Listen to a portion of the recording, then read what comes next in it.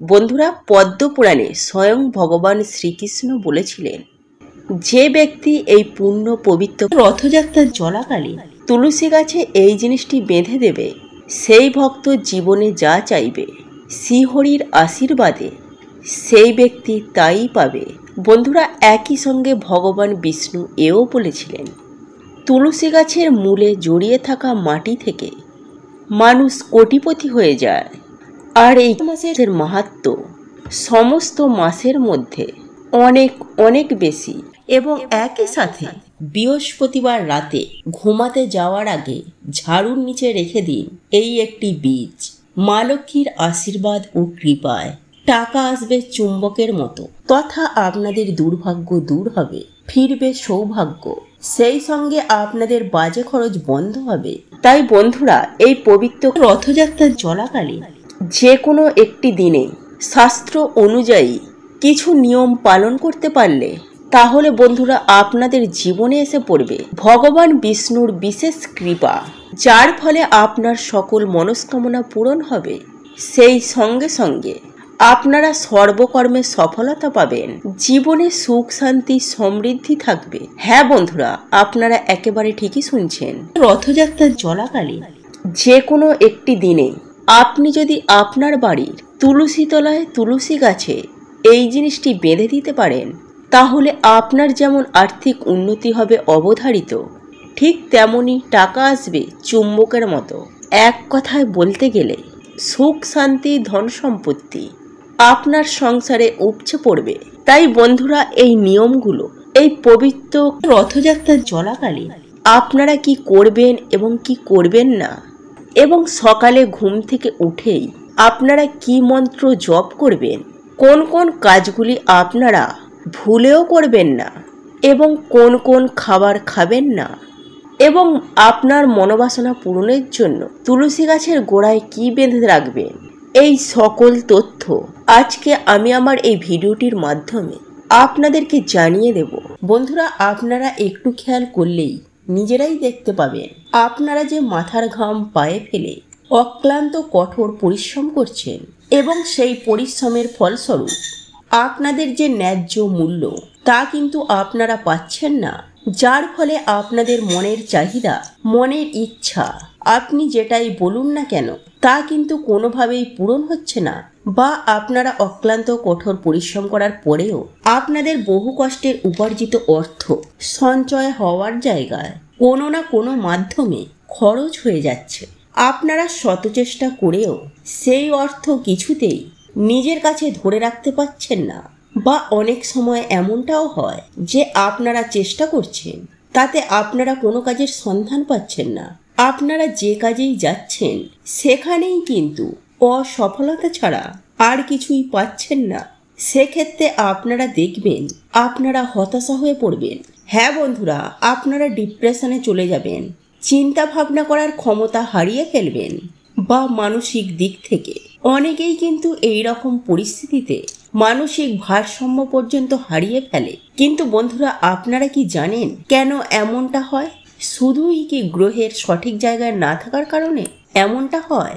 দেখুন বন্ধুরা, আপনাদের গৃহে যদি বাস্তুদোষ থেকে থাকে, বা আপনাদের জন্ম কুণ্ডলিতে গ্রহের স্থান যদি সঠিক না থাকে, বা ধরুন আপনাদের বাস্তুভিটায় কেউ কিছু টুকটাক করে রেখেছে, সেক্ষেত্রেও কিন্তু নানা রকম সমস্যা কিন্তু অনেককেই পড়তে হয়। তাই বন্ধুরা, সর্বোপরি যে গৃহের বাস্তুর কোনো সমস্যা থাকে সেই গৃহে কিন্তু নেগেটিভ এনার্জি অত্যন্ত পরিমাণে বৃদ্ধি পায়, যার ফলস্বরূপ পজিটিভ এনার্জি দিন প্রতিদিন কমতে থাকে।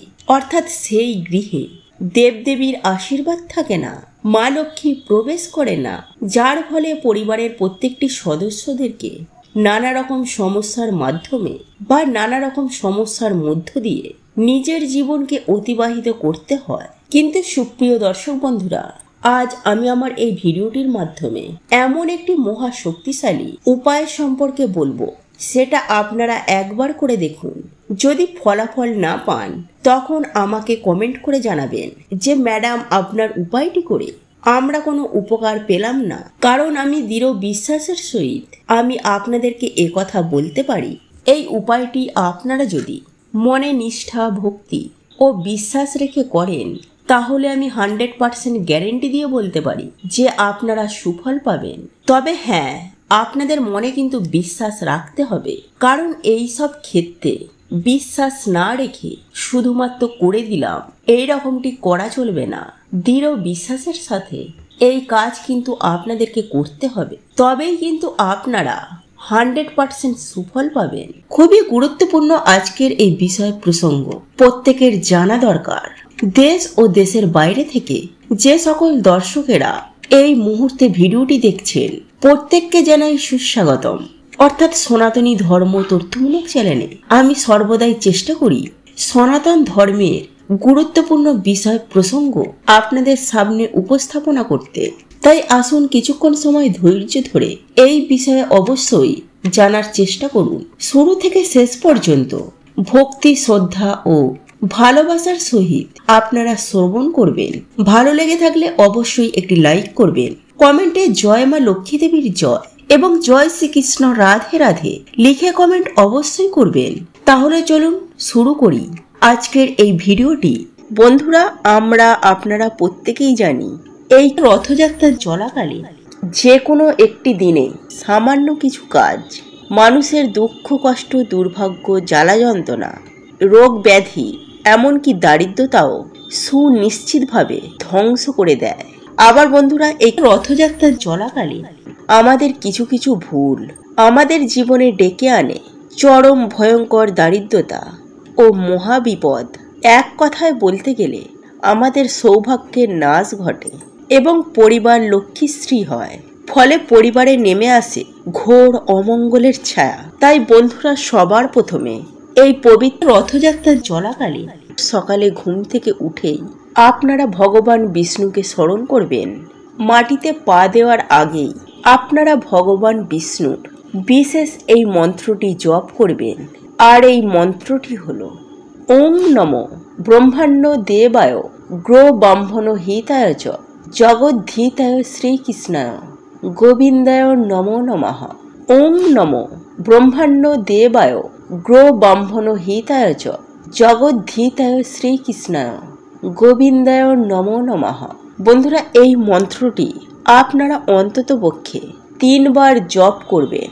আর যদি আপনারা এই মন্ত্রটি সকালে ঘুম থেকে উঠেই এই মন্ত্রটি জপ করতে না পারেন, অন্ততপক্ষে স্নান করে এসে হলেও এই মন্ত্রটি জপ করুন।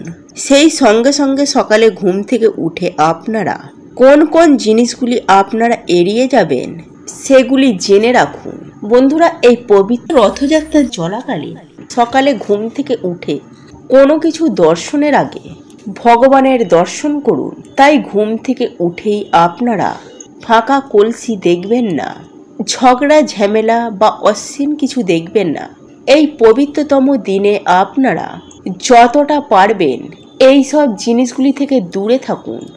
বন্ধুরা, সকালে রান্নাঘরে প্রবেশ করার আগে, হাঁড়ি বা ফাঁকা পাত্র দেখার আগে ভগবানকে স্মরণ করে তারপর রান্নাঘরে প্রবেশ করুন। একই সঙ্গে বন্ধুরা, সকালে ঘুম থেকে উঠেই কারোর ছায়া বা আয়না দেখবেন না। এবং একই সঙ্গে আরও একটি বিষয় মাথায় রাখবেন বন্ধুরা, এই পবিত্রতম দিনে অর্থাৎ এই রথযাত্রার চলাকালে এবং বৃহস্পতিবার দিন ভুলেও মাথায় সাবান শ্যাম্পু দেবেন না। সেই সঙ্গে সঙ্গে চুল, নখ, দাড়ি কাটবেন না। এই দিন আপনারা যারা মেনে চলতে পারবেন তারা আমিষ জাতীয় খাবার ভুলেও খাবেন না। যাই হোক বন্ধুরা, চলুন এইবার আমি আপনাদেরকে জানিয়ে রাখি রথযাত্রার চলাকালে তুলসী গাছের গোড়ায় আপনারা কি বেঁধে রাখবেন, যাতে আপনাদের সকল মনস্কামনা সুনিশ্চিতভাবে পূরণ হয়। সবার প্রথমে আমি আপনাদেরকে বলে রাখি বন্ধুরা, শাস্ত্র অনুসার নিত্য তুলসী মহারানীর পুজো আরাধনায় মানুষের দুর্ভাগ্যের নাশ হয়। কারণ তুলসী মহারানী হচ্ছে ভগবান বিষ্ণুর পত্নী। একটি লাল ওড়না যা দেবী মাকে অর্পণ করা হয়, ওটি এনে আপনাদের মনোবাসনা জানিয়ে তা তুলসী গাছে জড়িয়ে দিন। বন্ধুরা, যদি আপনারা এই পবিত্র রথযাত্রার চলাকালে যে কোনো দিন আপনারা এটি করতে পারেন। বন্ধুরা, এরপর দ্বিতীয় যে বিষয়টির কথা বলবো তা হলো বন্ধুরা, যারা এই ওড়নার ব্যবস্থা করতে পারবেন না তারা একটি হলুদ সুতো নেবেন এবং সেই হলুদ সুতোটি নিয়ে তুলসী গাছের গোড়ায় নিজেদের মনস্কামনা মনোবাসনা জানিয়ে ওং নমো ভগবতে বাসুদেবায় নমঃ, ওং নমো ভগবতে বাসুদেবায় নমঃ, ওং নমো ভগবতে বাসুদেবায় নমঃ এই মন্ত্রটি 3 বার জপ করার পর সেই হলুদ সুতোটি আপনারা 21টি বা 11টি গিঁট দেবেন এবং সেই গিঁট দেওয়া সুতোটি আপনারা তুলসী গাছের গোড়ায় বা তুলসী গাছে বেঁধে দিন। বন্ধুরা, যখন আপনাদের মনোবাসনা মনোকামনা পূরণ হবে তখন সেই সুতোটি আপনারা খুলে কোনো প্রবাহিত জলে ভাসিয়ে দেবেন। বন্ধুরা, এই প্রক্রিয়াটি যে আপনারা করছেন বা করবেন এই বিষয়টি আপনারা কাউকে বলবেন না। তবে একটি বিষয় অতি অবশ্যই আপনাদের মাথায় রাখতে হবে যে এই উপায় বা ক্রিয়াটি করার জন্য আপনাকে অতি অবশ্যই নিরামিষ আহার গ্রহণ করতে হবে। সেই দিন ভুল করেও কোনো রকমের আমিষ জাতীয় খাবার বা মদ্যপান নেশাভাম করবেন না। পরিষ্কার পরিচ্ছন্ন বস্ত্র পরিধান করে হাত পা ধুয়ে আপনাদের পক্ষে যদি সম্ভব হয় কিছুটা গঙ্গা জল মাথায় ছিটিয়ে দেবেন। তারপরে এই উপায় বা ক্রিয়াটি করবেন। দেখবেন মাতা তুলসী রানীর অশেষ কৃপায় আপনাদের সকল মনস্কামনা পূরণ হবে। সেই সঙ্গে সঙ্গে আপনাদের বাস্তুদোষ দূর হবে। আপনাদের সংসার থেকে দারিদ্রতা অভাব অনটন দূর হবে। মাতা লক্ষ্মী ও তুলসী মহারানীর অশেষ কৃপায় আপনারা রাতারাতি কোটিপতি হয়ে যাবেন। বন্ধুরা, কে না চায় জীবনে বড়লোক হতে? আমরা আপনারা প্রত্যেকেই চাই যে আমাদের জীবনে আসুক আর্থিক সমৃদ্ধি, সেই সঙ্গে সুখ শান্তি। বন্ধুরা, এই সুখ শান্তি ও আর্থিক সমৃদ্ধির খোঁজে আমরা সারা দিন বহু রকমের অক্লান্ত কঠোর পরিশ্রম করে চলেছি। যে যেমন অর্থ উপার্জন করতে চায় সে সেই রকম কাজ করে। বন্ধুরা, অনেকেই প্রচুর পরিমাণে অক্লান্ত কঠোর পরিশ্রম করে, পরিশ্রমের পর তারপর ফল পায়। কিন্তু আবারও কখনো কখনো দেখা যায় যে পরিশ্রমের ফল ঠিক মিলছে না। পরিশ্রমের ফল ঠিক না মেলার জন্য জীবনে আসে বাধা বিপত্তি। তাই আজ আমি আপনাদেরকে জানিয়ে দেব যে যদি আপনাদের বাড়িতে তুলসী মঞ্চ থেকে থাকে তাহলে আপনারা তুলসী মঞ্চে দাঁড়িয়ে উচ্চারণ করুন এই মন্ত্র। আমি সুনিশ্চিতভাবে বলতে পারি আপনি সুফল পাবেন। আপনি অতি অবশ্যই জীবনে উন্নতি করবেন। তাই বন্ধুরা, আপনারা অতি অবশ্যই চেষ্টা করুন রথযাত্রা চলাকালীন একবার তুলসী তলায় দাঁড়িয়ে একবার মুখে আনতে। এর ফলে আপনার জীবনে সুনিশ্চিতভাবে সুখ শান্তি সমৃদ্ধির ছোঁয়া অবশ্যই আসবে। বন্ধুরা, আপনাদের এই মন্ত্রটি জপ করার জন্য অতি অবশ্যই তার আগে আপনার বাড়িতে থাকা তুলসী মঞ্চটিকে ভালো করে ধুয়ে নিতে হবে। তারপর পুজো আরাধনা করতে হবে। তারপর সন্ধ্যাবেলায় আপনারা যেভাবে সন্ধ্যা দেন ঠিক সেভাবেই আপনারা সন্ধ্যার প্রদীপ দেখাবেন। আপনি আপনার ঠাকুর ঘরে বা আপনার প্রতিটি দরজায় এই সন্ধ্যার প্রদীপ দেখাবেন। সেই সঙ্গে বাড়িতে ধুনোর ধোঁয়া অবশ্যই ছড়িয়ে দেবেন। আপনাদের সাধ্য সামর্থ্য অনুযায়ী মা লক্ষ্মীর পুজো আরাধনা করবেন। মা লক্ষ্মীর পুজো আরাধনা হয়ে যাওয়ার পরে আপনি আপনার বাড়ির তুলসী তলায় মাতা তুলসী মহারানী ও মা লক্ষ্মীর উদ্দেশ্যে এই শব্দটি তথা এই মন্ত্রটি আপনারা জপ করতে পারেন। তাই বন্ধুরা, শ্রদ্ধাচরণে এই মন্ত্রটি জপ করুন। আর একই সঙ্গে একটু খেয়াল রাখবেন যাতে আপনার এই কাজে কোনো ব্যাঘাত না ঘটে। বন্ধুরা, সেই সঙ্গে আমি আপনাদের আরও একটি বিষয় জানিয়ে রাখি যে আপনাদের তুলসী তলায় অর্থাৎ তুলসী মঞ্চের আশেপাশে কখনোই নোংরা আবর্জনা স্তূপ করে রাখবেন না। সেই সঙ্গে আপনাদের তুলসী মঞ্চের পাশে জুতো খুলে রাখবেন না। অনেক সময় দেখা যায় বাড়ির উঠানে তুলসী মঞ্চের আশেপাশে হুটহাট করেই জুতো বা চপ্পল খুলে রাখেন। এটি অত্যন্ত খারাপ। এই দিকটি বিশেষ করে আপনারা নজর রাখবেন। একই সঙ্গে বন্ধুরা, অনেক বাড়িতে দেখা যায় যে তুলসী গাছ রয়েছে, তুলসী মঞ্চ রয়েছে এবং তুলসী গাছের কাছেই ভিজে জামা কাপড় ঝুলিয়ে দেয়া হয়। বন্ধুরা, এই পরনে ভিজে জামা কাপড় যাতে না এই তুলসী গাছে স্পর্শ হয় সেই দিকটাও অতি অবশ্যই খেয়াল রাখবেন। তাই বন্ধুরা, সব থেকে ভালো হয় যে তুলসী গাছের আশেপাশে জামা কাপড় ঝুলিয়ে রাখবেন না বা ভিজে জামা কাপড় শুকাতে দেবেন না।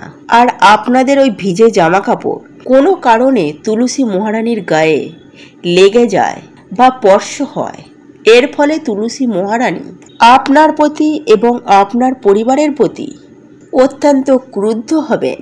তাই বন্ধুরা, সদা সর্বদাই তুলসী মঞ্চটিকে পরিষ্কার পরিচ্ছন্ন রাখবেন এবং নিয়মিত তুলসী গাছে জল অর্পণ করবেন, যাতে আপনার বাড়িতে থাকা তুলসী মঞ্চের তুলসী গাছটি সবুজ ও সতেজ থাকে। যাই হোক বন্ধুরা, এইবার জেনে নেওয়া যাক কোন সেই বিশেষ মন্ত্র যেটি আপনি আপনার তুলসী মঞ্চের সামনে দাঁড়িয়ে একবার উচ্চারণ করবেন। আর্থিক সৌভাগ্যের জন্য আপনাকে উচ্চারণ করতে হবে বিষ্ণু মন্ত্র। তাই বন্ধুরা, অতি অবশ্যই আপনি আপনার তুলসী মঞ্চের সামনে দাঁড়িয়ে বিষ্ণু মন্ত্র উচ্চারণ করুন। আর এই মন্ত্রটি হলো ওং নমো নারায়ণী নমঃ, ওং নমো নারায়ণী নমঃ, ওং নমো না। চলুন এইবার মূল আলোচনায় প্রবেশ করা যাক। তবে মূল আলোচনায় প্রবেশ করার আগে আপনারা যদি মা লক্ষ্মীর আশীর্বাদ ও কৃপায় নিজেদের জীবনকে সুন্দর ও আনন্দময় করে তুলতে চান, তাহলে জয় মা লক্ষ্মীর জয় লিখে কমেন্ট অবশ্যই করুন। বন্ধুরা, আমাদের বাড়িতে থাকা ঝাঁটা বা ঝাড়ুকে মা লক্ষ্মীর স্বল্পা বলে বাস্তুশাস্ত্রে আখ্যায়িত করা হয়েছে। সুতরাং আমাদের প্রত্যেকের জীবনে এই ঝাড়ু বা ঝাঁটার একটা গুরুত্বপূর্ণ স্থান রয়েছে। দেখুন বন্ধুরা, আমাদের চারিপাশে যেসব জিনিসগুলিকে আমরা প্রতিদিন দেখি এবং নাড়াচাড়া করি, সেগুলির মধ্যে কিন্তু বিশেষ কিছু পজিটিভ এনার্জি রয়েছে এবং সেগুলি অনেক সময় আমাদের সৌভাগ্যের একটা মাধ্যম হিসাবে কাজ করে থাকে। এবং সেই বিশেষ জিনিসগুলির মধ্যে অন্যতম প্রধান জিনিস হচ্ছে নিত্য প্রয়োজনীয় এই ঝাড়ু বা ঝাঁটা। আজ্ঞে হ্যাঁ বন্ধুরা, আপনারা যদি সঠিকভাবে এই ঝাড়ু বা ঝাঁটার ব্যবহার না করেন বা এই ঝাড়ু বা ঝাঁটাটিকে সঠিক স্থানে না রাখেন, তাহলে কিন্তু আপনাদের গৃহে প্রচণ্ড বাস্তুদোষ সৃষ্টি হতে পারে তথা মাতা লক্ষ্মীও আপনার ওপর রাগান্বিত হতে পারে। বন্ধুরা, একটা কথা সদা সর্বদাই মনে রাখবেন, যদি জীবনে সব দিক থেকে আপনাদের ঝুট ঝামেলা অশান্তি কলহ বা অর্থনৈতিক কষ্ট নেমে আসে, তাহলে তার মানে বুঝে নেবেন যে স্বয়ং ঈশ্বর আপনার প্রতি সহায় নয়, অর্থাৎ মা লক্ষ্মীর আশীর্বাদ কৃপা থেকে আপনারা বঞ্চিত। তাই বন্ধুরা, মাকে সন্তুষ্ট রাখা আমাদের প্রত্যেকেরই উচিত। তাই বন্ধুরা, শাস্ত্র মতে যে রীতিনীতি নিয়মগুলি রয়েছে সেইগুলি সম্পর্কে অল্প বিস্তর জ্ঞান থাকা অত্যন্ত প্রয়োজন। এটা আমাদের প্রত্যেকের উচিত। এর ফলে আপনার সংসারে সুখ শান্তি বজায় থাকবে এবং আপনার পরিবারে মঙ্গল হবে।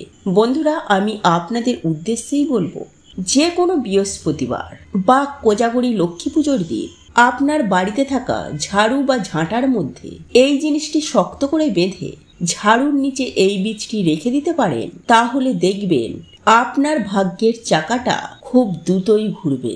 বন্ধুরা, কথা সত্য যে আমাদের প্রত্যেকের জীবনে টাকা পয়সার সমস্যা কিন্তু রয়েইছে। অনেকের জীবনে অত্যন্ত বেশি পরিমাণে রয়েছে, আর কিছু মানুষ রয়েছে যাদের অল্প বিস্তর হলেও অর্থের প্রয়োজন কিন্তু রয়েছে। তাই আমরা প্রত্যেকেই কিন্তু অর্থ প্রাপ্তি করার জন্য কিনাই করে থাকি, মন্দিরে যাই, ঠাকুরের পুজো আরাধনা করে থাকি। কিন্তু আমরা হয়তো অনেকেই জানি না যে এমন কিছু ছোট ছোট উপায় বা ক্রিয়া রয়েছে যা করে মা লক্ষ্মীকে নিজের ঘরে সারা জীবনের জন্য চিরস্থায়ী রাখা সম্ভব। দেখুন বন্ধুরা, এই ঝাঁটা বা ঝাড়ু দিয়ে আপনারা বাড়িঘর দরকে পরিষ্কার পরিচ্ছন্ন করে রাখেন, অর্থাৎ বাড়ির যাবতীয় নোংরা আবর্জনা এই ঝাড়ুর মাধ্যমে পরিষ্কার পরিচ্ছন্ন করা হয়। কিন্তু বন্ধুরা, শুধুমাত্র কি এই ঘর বাড়ি পরিষ্কার করা হয় তা কিন্তু নয়। বন্ধুরা, আসলে আমাদের গৃহে যে নেগেটিভ এনার্জিগুলি রয়েছে বা যে নেগেটিভ এনার্জি সৃষ্টি করছে, এইরূপ জিনিসগুলিকে আমরা কিন্তু এই ঝাড়ু বা ঝাঁটার মাধ্যমে বাড়ির বাইরে বার করে দিয়ে থাকি। তথা এই ঝাড়ু বা ঝাঁটার মাধ্যমে আপনারা ঘরের অলক্ষ্মীকে আপনি বিদায় জানাচ্ছেন। সুতরাং এই ঝাড়ু বা ঝাঁটাটিকে কখনোই অবহেলার চোখে দেখবেন না। যাই হোক বন্ধুরা, এইবার আমি আপনাদেরকে জানিয়ে দেব যে বৃহস্পতিবার রাতে বা রথযাত্রা চলাকালীন সেই দিন রাতে ঘুমানোর আগে ঝাড়ু বা ঝাঁটার নিচে কোন সেই বীজ আপনারা রেখে দেবেন, যার ফলে আপনাদের গৃহে সদা সর্বদাই মা লক্ষ্মী চিরস্থায়ী আপনাদের ঘরে বসবাস করবেন। বন্ধুরা, মা লক্ষ্মীর নাম স্মরণ করে যে ঝাঁটা বা ঝাড়ুটি ব্যবহার করেন, সেই ঝাঁটা বা ঝাড়ুর নিচে কয়েক দানা জিরে আপনারা ফেলে রাখবেন। সেই সঙ্গে সঙ্গে আপনারা যেই ঝাঁটাটির হাত ধরে বাড়ির মধ্যে ঝাঁট দেন, অর্থাৎ হাতলের দিকটি, অর্থাৎ যেখানটা ধরে আপনারা ঝাঁট দেন সেই হাতলের দিকে আপনারা একটি সাদা সুতো শক্ত করে বেঁধে দেবেন। হ্যাঁ বন্ধুরা, একটি শুদ্ধ সাদা সুতো, যেটি আপনারা সহজেই বাজার দোকান থেকে কিনতে পারবেন, এবং সেই সুতোটি আপনারা বেঁধে রাখবেন আপনার বাড়ির ঝাঁটা বা ঝাড়ুর হাতলে। দেখবেন আপনার সৌভাগ্য সুনিশ্চিতভাবে ফিরে আসবেই আসবে। হ্যাঁ বন্ধুরা, আপনার সৌভাগ্য ফিরতে বাধ্য হবে। বন্ধুরা, একই সঙ্গে আমি আপনাদেরকে আরও একটি বিষয় জানিয়ে রাখব যে আপনারা এই ঝাড়ু বা ঝাঁটাটি কেনার ক্ষেত্রে মঙ্গলবার, শনিবার এবং রবিবার দিন ভুল করেও আপনারা ঝাড়ু বা ঝাঁটা ক্রয় করবেন না। এই দিনগুলি বাদ দিয়ে আপনারা সপ্তাহের যে কোনো দিন এই ঝাড়ু বা ঝাঁটা ক্রয় করতে পারেন, এতে কোনো রকম অসুবিধা নেই। বন্ধুরা, এই ঝাঁটা বা ঝাড়ু শুধুমাত্র বাড়িতে রাখলেই হয় না, এই ঝাড়ু বা ঝাঁটাটিকে যথাযথ গুরুত্ব সহকারে রাখতে হয়। তাই বন্ধুরা, এই ঝাড়ু বা ঝাঁটাটিকে আপনারা বাড়ির মধ্যে কখনোই দাঁড় করিয়ে রাখবেন না।